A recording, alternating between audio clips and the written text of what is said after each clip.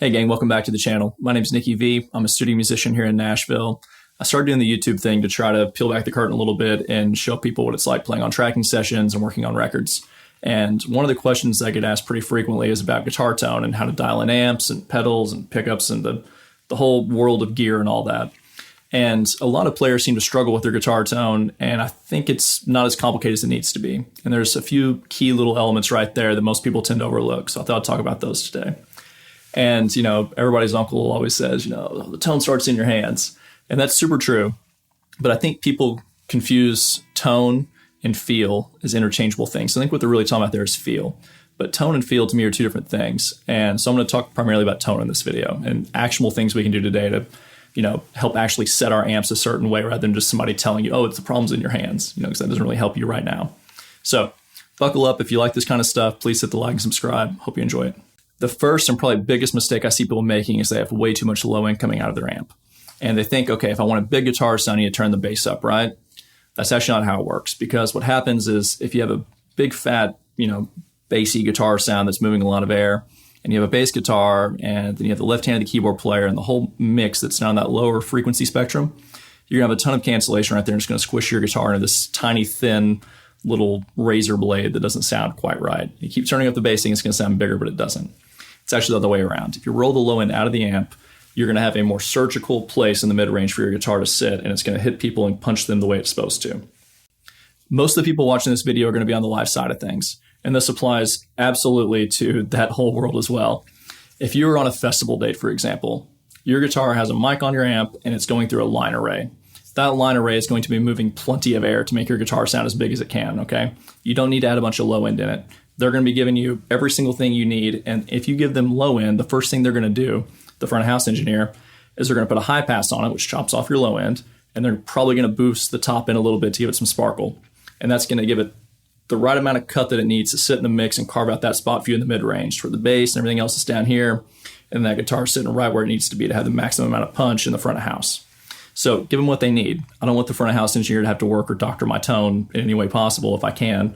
They're still probably going to put a high pass on it because that's just what they do, but help them out the best you can. And a telly is perfect for this, by the way, because it naturally EQs itself. It's hard to get too much low end out of a telly. It naturally just doesn't want to do it.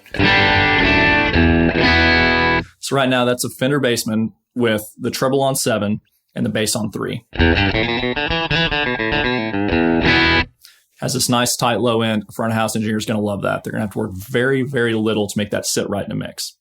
The second thing I see people struggling with is dialing in a great clean tone. And I feel like this all started with the John Mayer phenomenon, right? Everybody's chasing the great slow dancing tone. Well, the problem with that is that people dial in like a very clean guitar sound and it doesn't sound right. Well, that's because a lot of these records with their favorite clean tones are actually not that clean. It's a perceived clean. So this amp, for example, is a Bassman. It's on 5 right now. That's a pretty rockin'... You know, there's a lot of natural breakup happening. There's no pedals on, no compression on my board. I don't have a compressor on either of my studio boards. Now, if I go to the neck pickup, for example,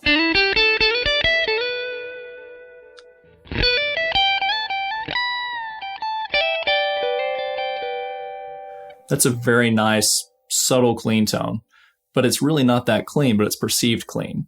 And the great thing about having a little bit of saturation happening on the amp right there is it gives me some additional sustain as well. And I can take that and I can milk it with vibrato, just like, you know, like a lot of your favorite clean sounds do. And it's going to also have clarity to it. And if I take the bridge pickup, for example, I do this as well.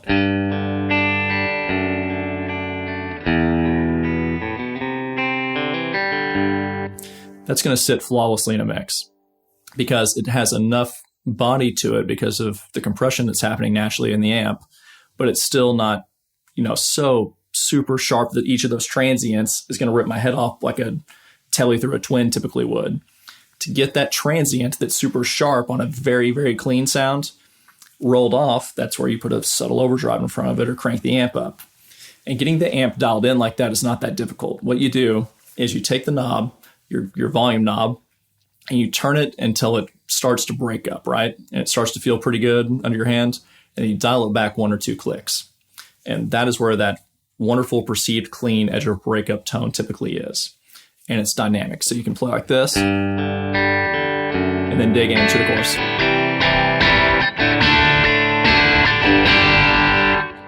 And like I said, that's why I don't have any compression on either of my two studio boards right here. I want to be able to control all those dynamics with my own hands and not have my signal squished out too much, but also not have it too spiky that it's going to, be too offensive to the ear. If you guys are into this kind of content, or if you think I'm completely full of crap, please let me know down there in the comments. It's always colorful down there. And I appreciate you guys hanging out. Next, we're going to talk about people playing too dirty. And so it's a spectrum. You got your guys that are playing too clean over here with the super sharp transient. And then you got your guys over here that's just this wall of mush that's over compressed and over distorted. Neither one of these is great. We want to find that nice middle ground. And if you want a clean sound, it's more towards this side. If you want a great rock sound, it's more towards this side.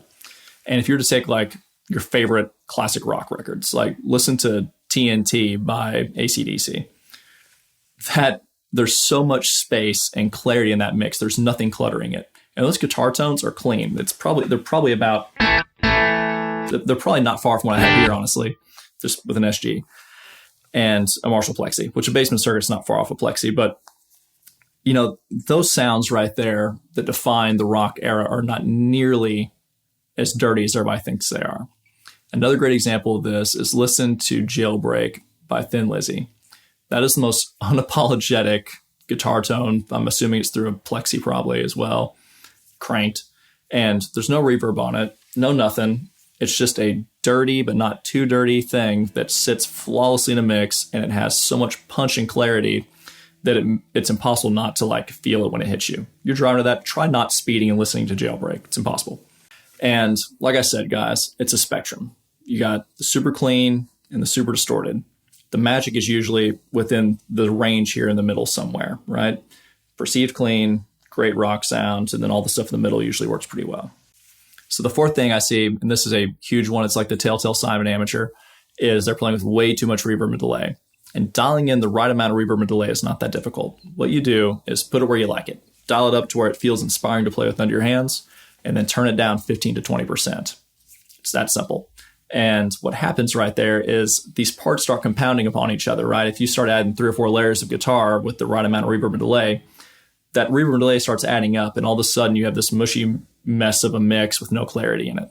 So we're shooting for clarity, but also having enough space to provide the atmosphere that best serves the song. That's a big one. I'll try to say that again.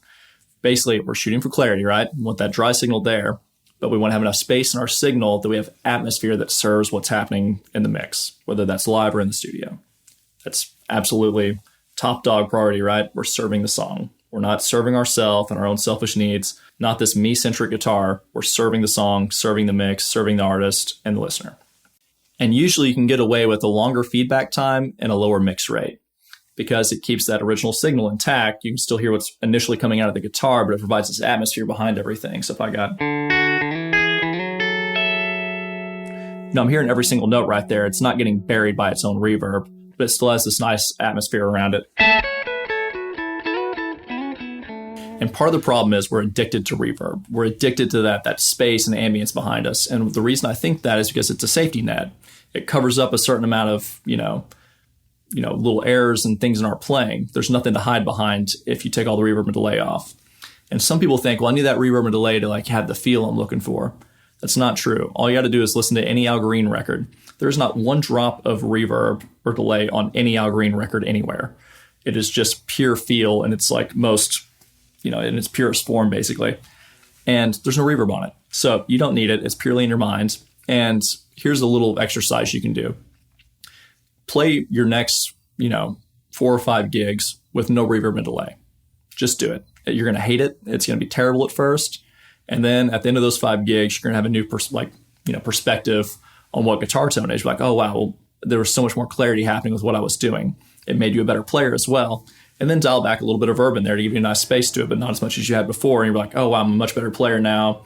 I don't feel the crutch of needing all this verb and delay to hide behind. It's a weird psychological thing we're always battling. And if you're a rock guitar player, turn the reverb off. Best way for a great rock guitar tone, no reverb. There's no reverb on that whatsoever. So basically, more reverb equals less punch, less clarity. So if you turn the reverb down, you get more clarity, more punch. That's what we're shooting for. So there you go, gang. 4 reasons why your guitar tone's probably not as pro as you want it to be. Too much low end in the signal, might be playing too clean, you're playing too dirty, or you got too much verb and delay on there. And I feel like you can't do a tone video without talking a little bit about the different, flavors of amplifier. When it comes to amps, you got three primary colors. You got Fender, Marshall, and Vox. Fender and Marshall are always going to be pretty cool and sit in a mix with the relative amount of ease. They just kind of sound right how they are out of the box. Put the knobs at noon, turn the bass down, it's going to sound pretty good. A Vox is a different beast in itself. It does this nasally, cool thing that's very specific to itself, and it's not everybody's cup of tea. In a live setting, I've only heard engineers complain about guitar players that bring Voxes. That's just my personal experience from the thousands of shows I played and hundreds of engineers I've talked to. None of them are typically very fond of Vox amplifiers, but in a mix in a studio setting, they do a magical thing that's beautiful, and it fills a very specific frequency part of the frequency spectrum that is really nice, especially if you layer it with other different flavors around. If you put a Fender on one side and a Vox on one, or Marshall or something like that, they tend to blend really nicely and have their own little contrasting theme because they have a very particular voice that's unique to themselves. And I'm going to get a lot of hate for that in the comments, probably about the little Vox comment, but that's all right. Let me know what you think. Let me know what you're playing. I got a Vox right here. It's great. I use it on records all the time. But another little thing, guys, is, no guitar player is ever completely happy with their guitar tone. It's okay if you don't like it. Nobody likes their guitar tone. There's a handful of days where I've been like, oh, this tone's great. Very rarely am I ever in love with my live guitar sound. On the studio side of things, I've been able to get it dialed in because this is where I live, 8 hours a day doing this. And if you guys need guitar tracks on your record or anything, if there's any songwriters or producers watching this, let me know. I do a bunch of music here at my house and work remotely I have a whole team basically on my website. It's called NashvilleTracking.com. We do remote production and I do guitar tracks on there. And if you're a guitar player wanting guitar lessons, you can also book lessons on there. It goes straight to my Google Calendar and syncs up. You just click on the time slot you want. It's easy as can be. I do appreciate you guys hanging out. Stay strong on the tone quest. It's difficult. That's why we're always buying gear, right? Speaking of buying gear, one of the best ways you guys can support the channel is to hit those affiliate links down there in the comments. I'll list some of what I'm playing here today. I didn't use a ton of gear, but I'll list my regular stuff I use on sessions and all that. And basically, if you buy any of that, Sweetwater gives me a small percentage. Like and subscribe. Let me know what you guys think. Appreciate you.